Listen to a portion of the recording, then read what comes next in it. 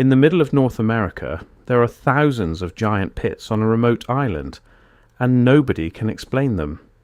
This is Isle Royale, and these aren't just holes, they're ancient mines, hand-dug from solid rock thousands of years before the pyramids were even built. They pulled an insane amount of the purest copper on Earth out of these pits. We've found the mines, we've found the ancient stone tools, but the miners, they completely vanished. It's like they were ghosts. This is the story of one of the biggest and most insane mining operations of the ancient world, and the question of who took all that copper, and where did it all go? In the middle of Lake Superior, the biggest freshwater lake on the planet, is an island that's basically one giant secret.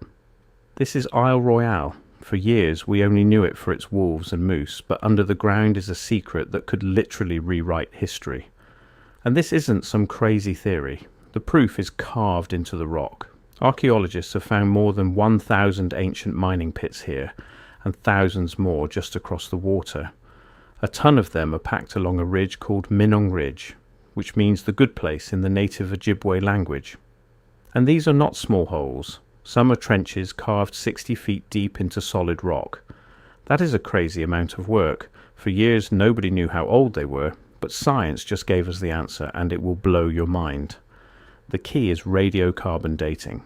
Scientists tested charcoal from deep inside the pits. One log was from 1500 BC, another piece of wood was from 2160 BC. To put that in perspective, while people were building the Great Pyramid of Giza, miners on this tiny island were already running a massive industrial project. But wait, it gets crazier. In 2014, a team drilled into the mud at the bottom of a lake, reading the island's history like a book. What they found was an explosion. In layers of mud from 6,500 years ago, that's 4,500 BC, the lead levels from copper mining went through the roof. This pushed the timeline back thousands of years. This wasn't just older than the pyramids. This started when the first cities in the world were being built. This is one of the most ancient metalworking sites on the planet. So how did they even do this? Their tech was simple but insanely effective. They'd find a copper vein, build huge fires against the rock, and then throw cold water on it. The rock would literally shatter. Then the real work started. They used thousands of heavy beach rocks as hammerstones to just relentlessly beat the broken rock away to get the pure copper. The evidence is everywhere. The massive pits are still here. Piles of discarded rocks are still sitting where they were left thousands of years ago. And the hammerstones, broken and worn out, are all over the place. The proof for the mines is overwhelming. We know when they did it, and we know how. But this is where the facts stop and the real mystery begins. The metal these miners were after was basically a real-life cheat code. It's called native copper, and it's up to 99% pure. Everywhere else in the world you had to smelt copper, which is a super complicated process. Here, you could just pull it out of the ground, ready to go. This insane geological gift created one of the most amazing cultures in history, the Old Copper Complex. Starting 6,000 years ago, these people didn't just use copper, they mastered it. Using the same hammerstones they mined with, they would cold hammer the metal into any shape they wanted. And when the copper got too brittle, they used another genius trick called annealing. By heating the metal up and letting it cool, they could make it soft again, letting them create even more insane shapes. And the stuff they made was incredible. They made a massive and advanced toolkit, heavy axes, socketed spear points for hunting, fish hooks, and even fine needles. These were high-quality, durable tools, but they also made things just for status. Crescent-shaped knives, bracelets, beads, and pendants show they cared about art. These weren't just tools, they were symbols of power. When a German traveller visited in the 1850s, he saw the local Ojibwe people carrying copper in their medicine bags as items of spiritual power. For thousands of years, these people were the best metallurgists in the Americas, way ahead of the European Bronze Age. While most of the world was still in the Stone Age, these guys were making an arsenal of powerful metal tools. The number of artifacts we've found is staggering. So let's recap. We have the mines, we have the tools they used to mine, we have the finished artifacts. But on Isle Royale, the very heart of the entire operation, the one thing we don't have is the people. We've just proven that this was a real ancient industrial site with an advanced culture. But now we have to face the central puzzle, the question that turns this from a history lesson into a true mystery. If you are fascinated by puzzles that nobody can seem to solve, smash that subscribe button. We dive into mysteries just like this one every single week. This is the absolute weirdest part of Isle Royale. For a factory this big, the island is hauntingly empty. To get how weird this is, think about the pyramids. Right next to them we found giant villages where the workers lived, with their houses, bakeries and graveyards. At Roman mines we find entire towns. An operation this big needs people, and people leave stuff behind. Broken pottery, leftover food, houses, and most important of all, graves. On Isle Royale, archaeologists have found almost none of this. There are no known villages from the mining era.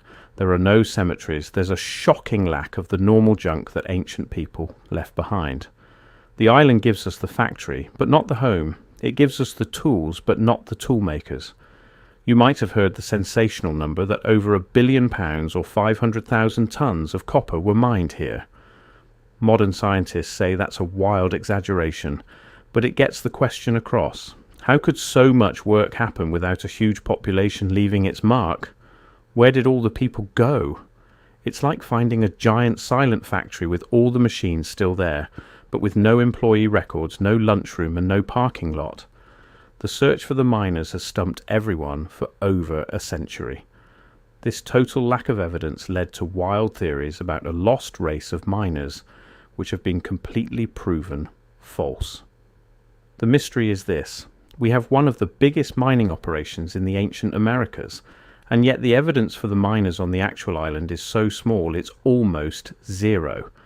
It's a historical puzzle with no easy solution. Who were these phantoms that moved mountains of rock and then just disappeared? Faced with this impossible puzzle, a massive mine with no miners, three main theories have popped up. They go from scientifically proven to super speculative, and they all try to answer two questions. Who were the miners and where did all the copper go? First, the most accepted theory is also the least dramatic. The miners didn't vanish. We know exactly who they were. The direct ancestors of the indigenous peoples of the Great Lakes. In this theory, Isle Royale was never a permanent home. It was a seasonal work camp. For thousands of years, groups would make the dangerous trip across Lake Superior in the summer. They'd spend the season mining copper, living in temporary camps that have long since rotted away. Before the insane winter hit, they would pack up all their copper and go back to their real homes on the mainland. This theory perfectly explains the lack of evidence. No villages and no cemeteries isn't a mystery. It's exactly what you'd expect from a temporary workforce. Their real homes were in Wisconsin and Minnesota, where we find tons of evidence of the old copper complex. This theory sees the pits as proof of the genius of ancient indigenous peoples. This brings us to theory number 2, which answers the other big question. Where did the copper go? It didn't go to one place, it went everywhere. The Lake Superior mines were the center of a trade network that crossed the entire continent. Lake Superior copper was one of the most valuable materials in ancient North America, a luxury good, a status symbol, and sacred. We find artifacts made from this exact copper thousands of miles away, in burial mounds in the Ohio Valley and as far south as Florida. The copper didn't disappear. It was spread out piece by piece, hand by hand, down a trade network that connected dozens of different cultures for thousands of years. The missing copper isn't missing. It was the foundation of a continental economy. But there is a third theory, the most sensational, the most controversial, and the one that will blow your mind. This is the theory of ancient transatlantic contact. This idea says the miners were not Native Americans at all, but visitors from the Old World, like Bronze Age Minoans or Phoenicians. People who believe this say that the European Bronze Age needed huge amounts of copper, and the timeline matches up. They claim the epic scale of the operation had to be done by an organized state-level society. Did ancient Europeans desperate for copper find these mines and sail across the ocean to get it? This theory seems to solve everything. It gives us an organised workforce and a place for all the missing copper to go, shipped back to Europe. However, this is where we have to be extremely careful. While it's a cool story, this theory has been completely rejected by mainstream scientists for one simple reason. There is zero hard evidence. Zero. If thousands of Old World sailors had spent centuries in the Great Lakes, we would find something. Their pottery, their writing, their shipwrecks, their DNA. In over 150 years, not one single credible Old World artifact from the Bronze Age has ever been found in North America. So while the idea of Bronze Age sailors is an awesome story, it's just that, a story. The evidence overwhelmingly points to the first two theories. A sophisticated seasonal mining operation by indigenous peoples who then traded their valuable resource across the continent. So, where does that leave us? The mystery of the copper pits isn't a mystery because we have no idea what happened.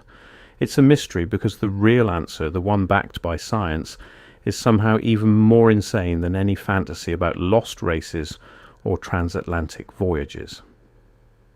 The evidence tells a story of incredible skill and hard work. It tells of North America's first metallurgists, the ancestors of today's indigenous peoples, who invented the technology to exploit a unique resource on a mind-blowing scale. They did it not by building cities on a remote island, but by fitting this epic task into their normal way of life.